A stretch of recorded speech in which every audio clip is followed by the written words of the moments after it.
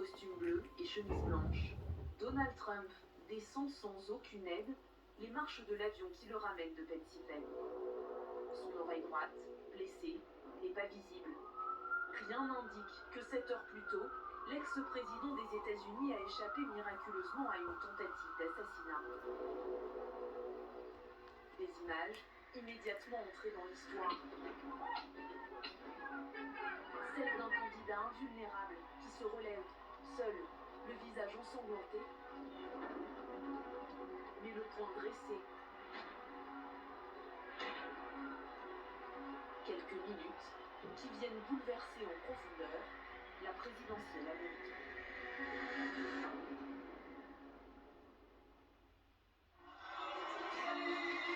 Samedi 13 juillet, sous le soleil de cette fin d'après-midi en Pennsylvanie, Donald Trump, 78 ans, entre en scène.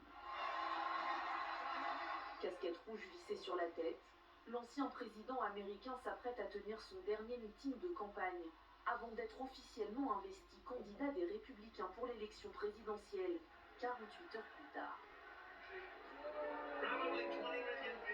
Il débute son discours, évoque l'immigration illégale, quand soudain, à 18h08, il est interrompu par des tirs. Une succession de 3 détonations et des cris. Sur les images, on voit des spectateurs se jeter à terre, alors que lui se tient l'oreille droite avant de se recroqueviller derrière son pupitre. En quelques instants, c'est la panique. Des membres du secret service, les hommes et les femmes chargés de sa protection, se précipitent sur l'estrade autour de l'ancien président encore au sol. Des spectateurs effrayés s'enfuient et filment la scène. Je suis au rassemblement de Trump et quelqu'un vient de commencer à tirer. Qu'est-ce qui vient de se passer? Oh mon Dieu! Tout autour du lieu de la fusillade, des militaires en armes se positionnent. Sur les toits des bâtiments alentours, les snipers ouvrent le feu. L'homme, suspecté d'avoir tiré, est abattu. Lorsque les agents du secret service aident Donald Trump à se relever, les spectateurs découvrent son visage ensanglanté. Il a été touché. 6 gardes du corps font bouclier autour de lui et tentent de l'escorter pour l'exfiltrer. Mais l'ancien président ne se laisse pas totalement faire et lève le poing vers la foule qui l'acclame.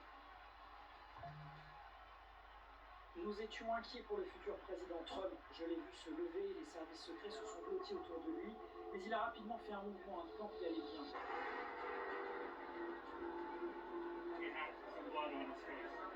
Quand il est réapparu, il avait du sang sur le visage. Enfin, je sais pas si c'est parce que les services secrets l'ont plaqué ou... Enfin, je sais pas d'où ça vient. Ah, je suis bouleversé. 2 minutes à peine après le début de la fusillade, Donald Trump est conduit jusqu'à ce véhicule noir et quitte les lieux, direction l'hôpital. Il donnera de ses nouvelles sur les réseaux sociaux, moins de 3 heures plus tard.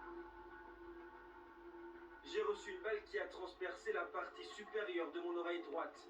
J'ai immédiatement su que quelque chose n'allait pas. J'ai entendu un sifflement, des coups de feu, et j'ai immédiatement senti la balle déchirer ma peau. L'ancien locataire de la Maison Blanche est légèrement blessé, mais dans les gradins du meeting, un homme, lui, a été touché mortellement. J'ai entendu quelqu'un qui criait « On lui a tiré dessus, on lui a tiré dessus ». Je me suis donc rendu sur place. J'ai dit « Je suis médecin urgentiste, laissez-moi vous aider ». Le type était retourné sur lui-même et s'était coincé entre les bancs. Il avait reçu une balle dans la tête, il y avait beaucoup de sang. 2 autres spectateurs sont gravement blessés. Le tireur, lui, est mort. Selon le FBI, il s'appelait Thomas Matthews Crooks, âgé de 20 ans. Il n'avait aucun antécédent judiciaire. On le voit ici sur une vidéo filmée lors de sa remise de diplôme en 2022. Le jeune homme résidait dans la banlieue de Pittsburgh, en Pennsylvanie, dans cette rue aujourd'hui bouclée par les enquêteurs. Des explosifs ont été retrouvés dans sa voiture. Quelles étaient ses motivations? D'après les premiers éléments de l'enquête, il était enregistré comme étant un électeur républicain qui devait voter pour la première fois en novembre prochain. Comment cet homme a-t-il pu s'approcher aussi près d'un candidat à la présidentielle théoriquement placé sous haute protection? La sécurité autour de Donald Trump est-elle suffisante? Sur le site, voilà à quoi ressemble la configuration des lieux. Un champ dans lequel la scène du meeting a été installée et à proximité, sur le côté, des bâtiments. C'est sur ce toit, à une centaine de mètres, que se trouvait le tireur présumé.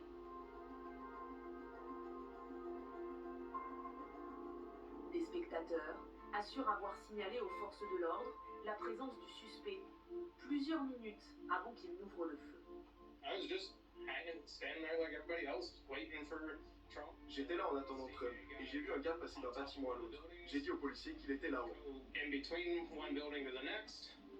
Greg Smith, lui, se tenait en retrait du meeting, mais il avait également remarqué cet homme, armé, allongé sur le toit d'un bâtiment. Il avait un fusil. On pouvait clairement le voir avec un fusil. On le pointait du doigt. La police était en train de courir au sol. On leur a dit « Hé mec, il y a un type sur le toit avec un fusil ». Et la police était là « Hein, quoi ?» Comme s'ils ne savaient pas ce qu'il se passait. Et nous, on le voyait ramper. Et je me disais « Mais pourquoi Trump continue de parler? Pourquoi ils ne le font pas sortir ?» Je suis resté à pointer du doigt ce type pendant au moins 2 ou 3 minutes. Et ensuite, il y a eu les coups de feu. Quelques secondes avant les premiers coups de feu, l'un des policiers semble apercevoir le tireur. Mais il est trop tard. Donald Trump est touché. Y a-t-il eu une grave défaillance des services de sécurité? Dans le climat déjà très tendu de la campagne, la polémique a immédiatement pris de l'ampleur. Le FBI, chargé de l'enquête, a admis que le secret de service devra s'expliquer. Pour savoir de quel type d'armes il disposait et tout ça, ce sont vraiment des jours, des semaines et des mois d'enquête. C'est surprenant, mais encore une fois, il faut attendre pour connaître la vérité. Tous les détails seront dévoilés plus tard.